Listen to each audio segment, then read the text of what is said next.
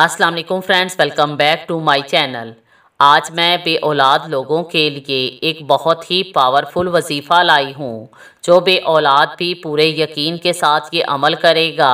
इंशाअल्लाह ताला अल्लाह पाक के फ़ज़ल करम से औलाद उसके मुक़द्दर में लिख दी जाएगी।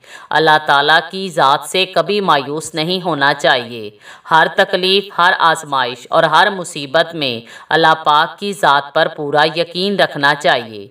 हर खुशी और हर गम अल्लाह ताला की तरफ से आता है, इसलिए जब भी कोई परेशानी हो तो अल्लाह पाक को याद करना शुरू कर दें। इंशाअल्लाह ताला परेशानी ख़त्म हो जाएगी।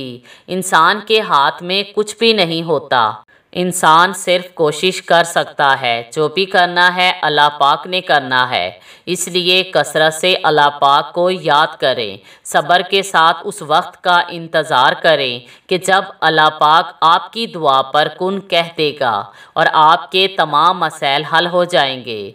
ये वजीफ़ा बे औलाद लोगों के लिए बहुत ही पावरफुल है। मियाँ और बीवी जिसमें भी औलाद ना होने का मसला हो, वो हमारे बताए हुए तरीके से पानी दम करके पिए।